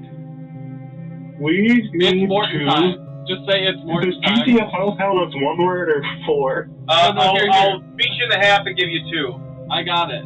Hey, you up? It's Morton time. That's enough of a message. You guys have been pretty close friends. Okay. Hey, you up? Sirmia blew some stuff up. We need to leave It's Morton soon, time. like now. Just over his shoulder the whole time. Love you. See you soon. It's Morton time. I cast sending just to say it's Morton time. Julian responds back. Oh, we lost signal. Your kind of magical tags a couple minutes ago, and this storm started to occur. You guys got to get back. Yeah, we saw the smoke plume, and then this arcane storm started to form. Yep. That was all Serbia. Yeah, it's super powerful these days. So as you guys get back on the dock, you see like rocks. There's starts to be a few more like little bursts of magma from underneath this rock start to, not necessarily dangerously close, but it's starting to get there. So I'm going to need a group sleight of hand to get the boat going. Mort, cast your boat thingy. Conjure Ferryman? Yeah. Well, I That can't. would be a natural 20 for Braddock. I'm pretty sure that spell can't teleport an entire boat. The ferryman can't If you use our boat teleport as the people, I ferry. have to look at the wording on it. I'm pretty sure it also takes time to cast. Oh, Like, I can't do that instantly. I have to, like, draw a giant signal and She stuff. got a 2. But she has expertise. So she got a 21. See ya. Sleight of hand. Yeah. That's fine. 32. Alright. Okay. So, the group kind of all hands on deck. Braddock, like, dramatically does the, like, he does, like, the perfect, like, back up and out. As you guys are dodging, like, you see it singe, like, the edge of one of the canvases on the, like, the magical wings that shoots out. And Braddock you're having trouble, like, getting the engine, like, and Cassidy, you, like, do some weird, like, I'm inventing as fast as I can! like, you're like, inventing the machine to fix the problem, like, as it's going, and it's like, you guys are, like, kind of just barely picking off the ground. Fortunately, I took that feat that makes it so that crafting shit takes me half the time. And so, eventually, you're like, I think I got it, what is it? And Lordio just comes up, and he's like a Fey-induced froth in his mouth with a giant wrench, just, like, whacks it in the side, and it starts to, like, work, and he's like, did it work? It's like, he's, like, looking in the complete opposite, wrong direction of you, and, like, he continues to, like, talk to the corner, as if he's, like, fashioned a mouse in little, like, tinfoil Cassidy armor, that's, like, talking to you. Yeah, you did it. You did good. You did good. You're good. You're good. What did you learn? I love this new look. I was afraid you've gotten cursed again. Oh, better than that. But let's go. As you guys kind of fly off, dodging more of these rocks flying off. Those of you on the deck do note an extremely large figure emerging from the water and kind of slithering their large body into the jungle, their large back spikes protruding as you see them heading towards the Heartforge area. Mm. Oh, God. Did we ever deal with that kaiju? Wasn't that the kaiju? That was. Nope. You noticed. And we're not dealing with it today. Brian. if you look to your left, you will see Magra the Destroyer. Fly in the opposite direction. Yeah. Let's Please get keep your hands on all small children. Let's get to a safe height of 17 miles.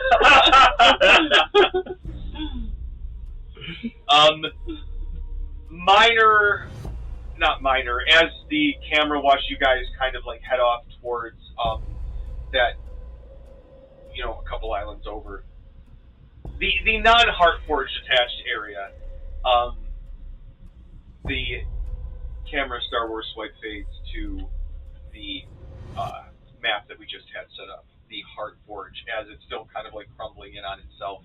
The door that they said the Requiem was being held in, battered and broken, kind of at a side, and you see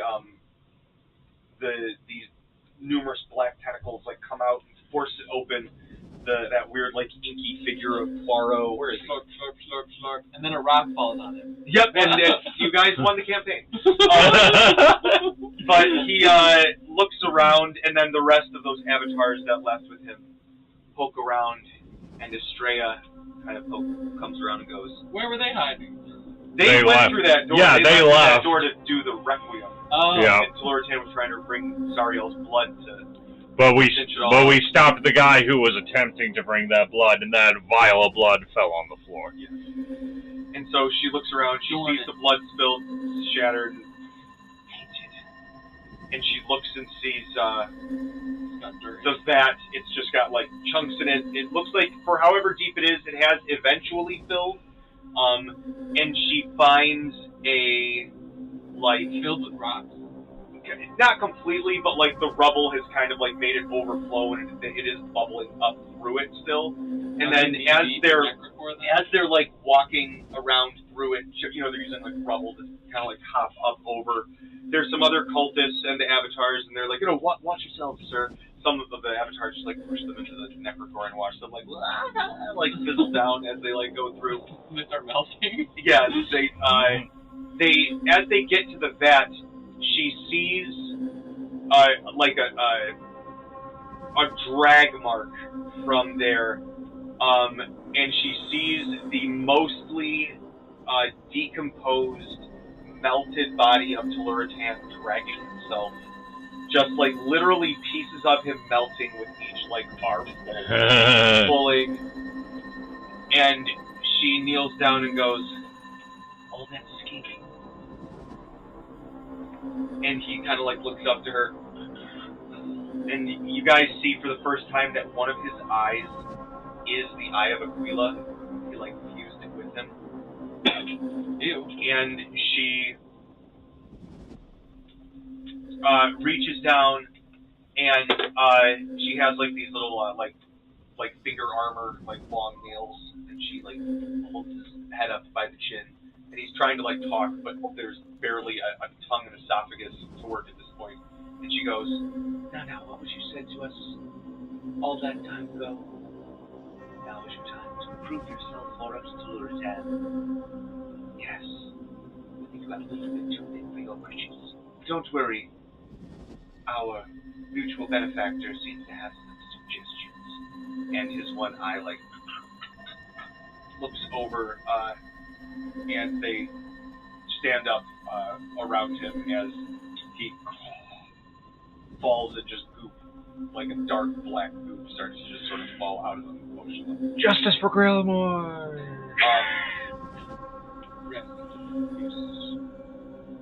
Rest in goop. Rest in multiple meaty pieces. You guys arrive in, I cannot remember the name of the city, but it had the 3 fun places, the Stingray, that's actually right here, the Deep Root, the Intrepid Stingray, and the Sideways Unicorn. Oh, so that was on a completely separate island than the... Yes. Okay. Yes. Most of these islands are still inhabited, though, because they're kind of like tropical in the north. So still a good chance that... you guys definitely saved a village of people, no doubt. There would have been terrible fallout. Hmm. Alright, let me make sure I got all the notes here. Okay. As you guys arrive,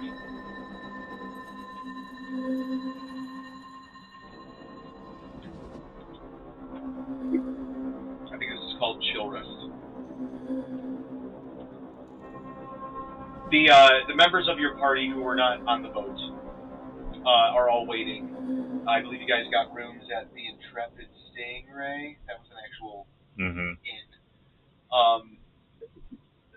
With them on the boat, I should mention you also have Kilgora Golroon, and you have Isadora Brundlefly.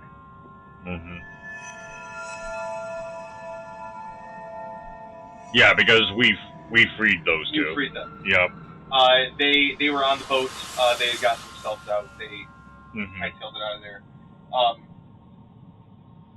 Karin he went back to his people as you guys flew your way out of there. But I guess, what do you want to do? Like, you kind of got the fuck out of there, but I don't know if you have any answers. If you got the answers you got, what time of the day is it currently? It's early evening, like 6:30, 7 o'clock at night. Okay, well, I think the best thing for us to do is to stock up on supplies, obviously, so potions and whatnot.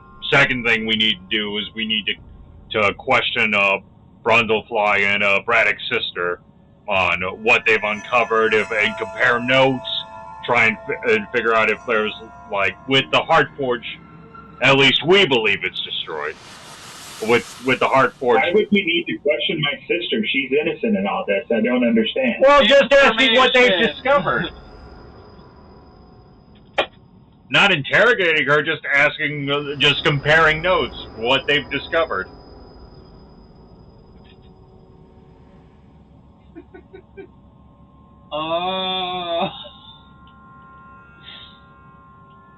Honestly, I had the same question as Braddock. Anywho. Any other thoughts, ideas, questions you guys want to investigate more? Not that you were necessarily going to get this time while you were down there. Yeah. But. Well, assuming that the Heartforge is damaged, what are they going to need in order to continue the Requiem? Sariel speaks up, and she says, the entire ritual was sent there.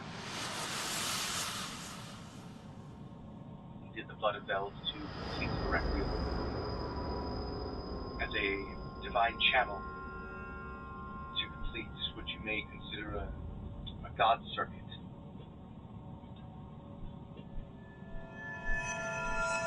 You can see she like feels her throat, the scar is still kind of like magically disappearing. I will answer some questions, but does anyone know where my brother is? I know that you carried him out when I did what I did to him. If I can speak with him for some time, I will answer any of your questions that you have in the morning. Or can find him. I'm pretty sure Azrael and him are here with you guys. Oh, okay. Yeah. I think they were part of, like, yeah, we'll absolutely be part of the adventure to the vacation place with my boyfriend. But, and she eventually, like, Azrael comes with Balthiel, and him and her. Obviously twins, but Balthiel, a very beautiful, like they're both very attractive, but they're like the classical Greek version of their twins gender that they both are. Just literally 2 degrees to female for Sariel for how her beauty lies, 2 degrees towards masculine for Balthiel for how his beauty lies. Almost perfectly androgynous, but it cuts down the middle with their twinness. But they kind of lock eyes, and he gestures in, his little flames flickering a little bit around his tiefling self, and he goes, "Sister," and he looks at all of you. I must say that I'm not surprised that it is this group of individuals who is able to deliver your body and not your corpse. It's my hands. And she looks to all of you and says, "Thank you. Forgive me at your earliest convenience in the morning. I just need an evening to speak with my brother and Azrael. And she kind of goes in. She's dealing with some trauma right now. Also was like a homicidal maniac for a while. Azrael walks and goes in and goes, let's get you some tea. Balthiel turns and says, I do not know if any of us will ever be able to forgive Saria. However, we may be able to rely on her at least as an ally in what is to come. To what degree may be for us to decide, but Does she understand the situation? I believe she understands more than anyone. Like, if we separate, then we will inevitably cease to exist? From, if we separate our plane from the rest of the planes, that will inevitably cease to exist? Does she understand that? Belphegor has sunk his religious misinformation in very deep. She was one of the first to really believe that he had found the secret, that Father had hidden away a way to prevent this from happening. That was the one thing he could not achieve before his death, but I found the rest of the journals, or at least the information that he had within them. And I felt as though I could see with eyes unclouded. I'm sorry, Mort, I've interrupted you 3 times. Go ahead, my friend. No, that's okay. I was gonna say, if she needs any help dissecting kind of some of the trauma of it all, I might be able to help. He's about to say something, and he kind of smiles and goes, I will bring it up to her. And by all means, put me in, coach. If it is not against anyone's opposition, we will come by to the ship in the morning. Mm-hmm. Where are they going? Their hotel. He's just putting her up for the night, letting her sleep on the couch. Full towel on the forehead. Hair of the dog. You just had this neck before I couldn't sleep. I'm asleep in my mansion. Before the night is over, that rare material that Cassidy has been looking for. Oh, to Calcutta. Yep. It has been delivered and is waiting for you. Mailbox. At the ship. Oh, okay. Sweet. From, it has got the note, care of, what's it?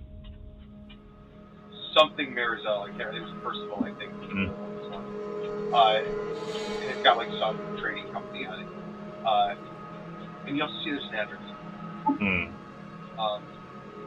That says, stop by for, fulfillment. With the address on the back. Stop by for happy ending. So it was just a letter. It was, the letter says, to Cassidy Morium, care of Percival Marizal. Yep. Like he promised he'd get you. That attached to that is a card that has an address, and it says for fulfillment. Okay. So it's just the letter, not the actual. It's the actual hunk of metal. Oh, okay. But you don't have anything that would make you easier strong enough. You need an actual master to make this work. Ah, okay. And so the address that's listed. Doesn't you ask the harbor master? He's like, oh, yeah, that smithy I think was open when my grandfather was a boy. Yeah, that ain't been up for a while, but up on the hill on the edge of town. We don't recommend going out at night, of course, because zombies. But break of dawn, that's one of the first areas that clears up. Okay. Yeah, I won't risk going off in the middle of the night. I will wait till morning, I guess. Capable, but I know. Yeah. We live in hell. What's a little earthquake in hell? Yeah. If there's anything that Grailmore has taught me, never go off alone. And the evening goes on. The power of friendship. Where's my unicorn? Morsy's there. They're having some of the soup.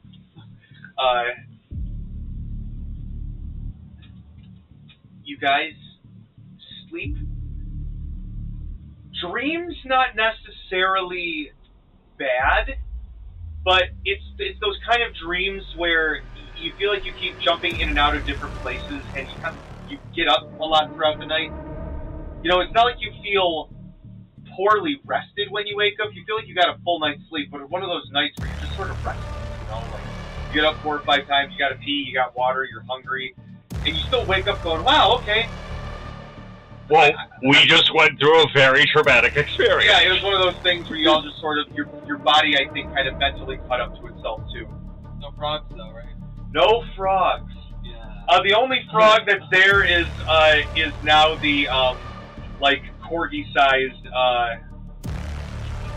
what do you call it? What was his name? Loscan, who is learning how to make proper flapjacks by Christopher. Okay.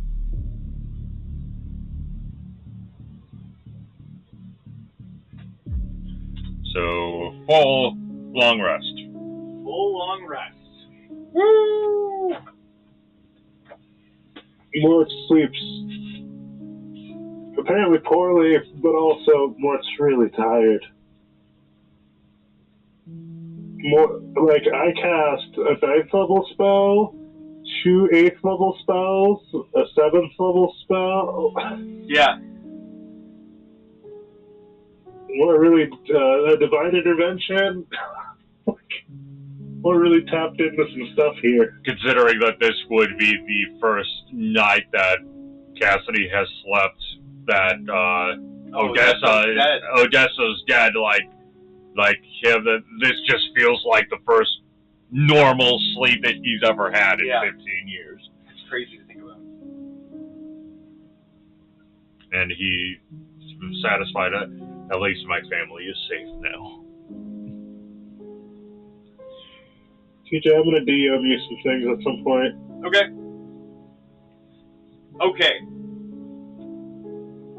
So, with the morning comes breakfast. You guys eventually see the little light go on. Yep. Someone has arrived on the ship. Cigarettes. The teenagers go get them, bring them down. It is Azrael, Bathael, and Sariel. Sariel looks, she's just sort of like staring off into the middle distance. How many people are with us right now?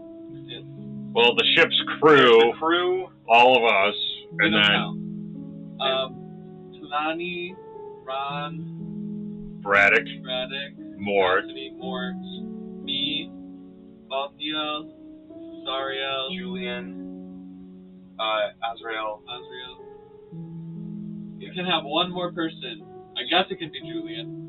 You can only Lonnie. Yeah, we got Zalani. So you're up gonna to 10 people. So Heroes Feast. Yeah. 16. Sariel sits down and goes, "You have some questions for me?" You gotta try the hash browns. Hash browns? You want a hash brown instead of a coffee? Mort's got his own coffee. Sorry, you should try the hash brown. Oh.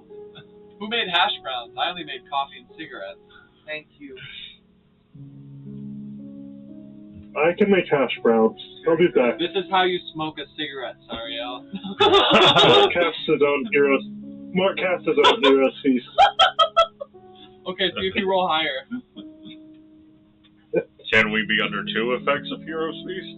It's whoever rolls the higher. No, it was a joke. For maxed up. I'm not spending a spell slot. It's a really funny bit. So, yes, we do have some questions, considering that our universe will be completely wiped out if we don't stop this cult.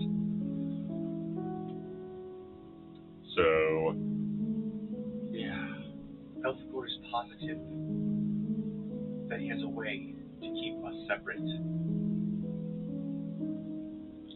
without that my father was simply lying, afraid of what it would mean, but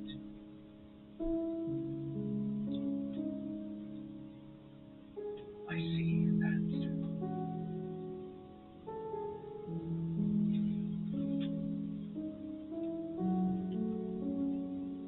was blinded by the pride of surpassing him. And that grandfather's whispers had caught my ear much younger than I thought. That does not excuse what I've done. But I can spend the time that I may have left here thanks to your actions in making it right. As I can provide whatever information is possible. I do not have the resources at my disposal that I had not 8 hours ago, but information is anything on her? Does she have anything on her? Like, she's got her armor, her sword. Like an artifact? or yeah, Does she have just her own artifact?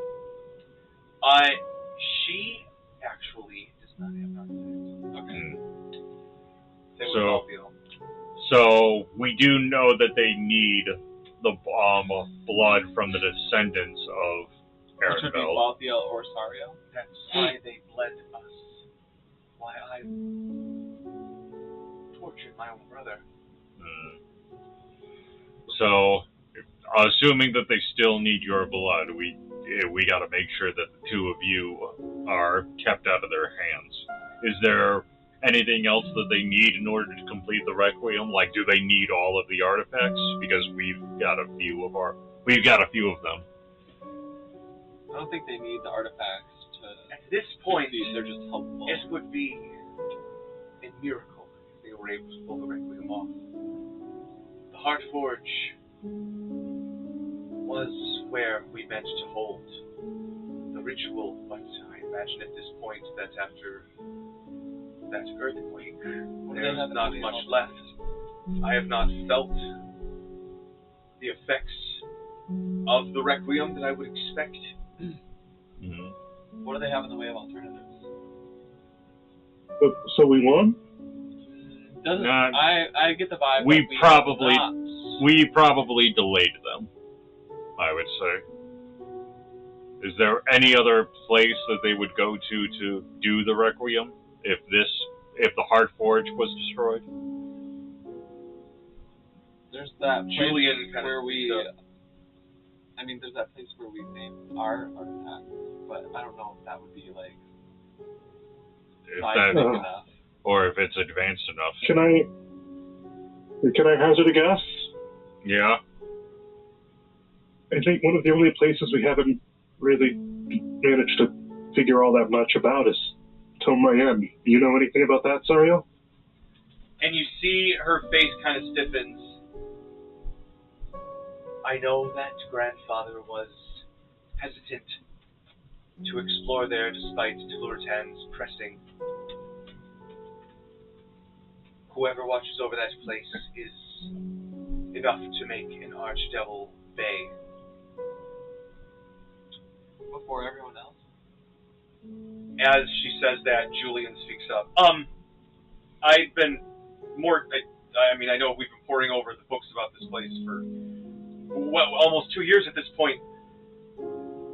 If Tomayen is where we're thinking we would go, I say we go, but that's not that this will take more preparation and research than just any adventure that any of us have gone on together at this point. I mean, months of preparation. It's the only place I can think of that they would even attempt to do something else like this.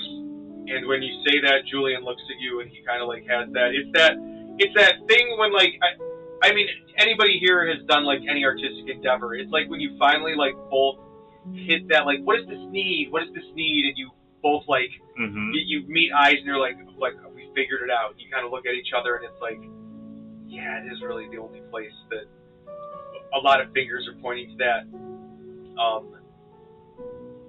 And Julian says, I will reach out to any of my connections that our family may have, see what we can learn from the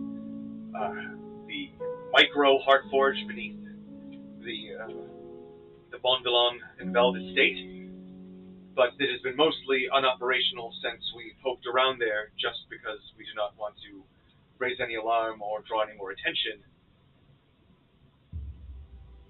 But if we are willing to do this, I would say that it would at least take us Give me 4, maybe 5 months, and we can get all of our preparations and funding necessary for this sort of excursion. Going into the fog will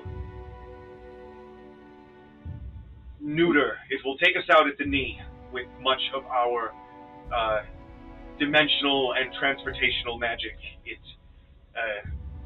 The deeper we go in, teleportation and dimensional doors have odd adverse effects. So we will need to be prepared for the good old-fashioned way of travel the farther we go. But perhaps we can put out the call and see what kind of aid we may find. I'm pretty sure that we've got some allies and friends that we've made on our adventures that we could call upon. Yeah, I was going to say, if we have 4 or 5 months, that's Calling all 4 or X-Men. 5 months to add as many rooms as we can to this goddamn ship. Calling all X-Men. To me, my X-Men. At which point, when you say that, Lordio speaks up and he says, "You know, I've actually been working on rebuilding a little bit of the old Atmarian fleet. You know, just a little side project, but I might be willing to let you all take it out for a bit of a joyride, as long as you were perhaps to allow me and my citizens to come along." Tempting. Oh my god, this is really just going to be fucking on your left. All right. So, we're going to take a break here. But I'm going to give us a few buttons and let you guys know where we're picking up for Book 12. The final book of Lost Requiem. We are in the trenches, baby! So, as you guys are all having this this talk, you see one swipe fade and pulling themselves up from the water with the 3 scientists that were hunting for Brundlefly and Kilgora, the assistants. Absolutely, they got like the Pokemon swirly eyes, the frothing at the mouth. But they're all being pulled by the collar by a single giant smoking figure. Just throws them onto the beach. You can see the night lights of the city that you guys are in off in the distance. And Chad, the big hulky one that Talani flirted with, kind of like looks up, sees, it's, and tries to wake them up, and they're too unconscious, and the big figure just walks by, and he just watches him kind of walk off, and then you see him like blink, and his head like follows the figure, but almost like at an inordinate distance. Follows him, goes a little bit, and then he blinks, and then it's like he's gone even farther then. And when he sees he's farther away, he looks back. No one's gonna believe us, and he just like grabs them. We gotta find them, you guys. Another swipe fade. Silently as Kilgora and Brundlefly are all around you all. And talking to Sariel, scientists find you all the next day, happily as the music pulls away. Coffee and cigarettes. And the final swipe fade before I give you your last little player thing is Estrella and just sort of sitting in a chair looking at all of these like magical like mirrors for all intents and purposes, crystal balls, and you can see that some message is just on all of them. She's staring at all of it, going from one to the other, going along her forehead, and you can see the slithery form of Poirot kind of come up and goes, "Questioning your decision now, Estrella." And she says, "I will not go down the stack ship. But I'll be damned if I don't take as much of this with us, or we find a way out of this. You conscious piece of shit." And Poirot kind of giggles and slithers off into the darkness. And then she clicks her fingers on the table and presses a button on a remote, and you guys see some lights choomp, choomp, and she goes, at least we were able to keep some of the test subjects out, despite the massive destruction. And you can see in the back a figure that looks of a similar size and frame to Reefer Sunny, giant, just filling up this thing.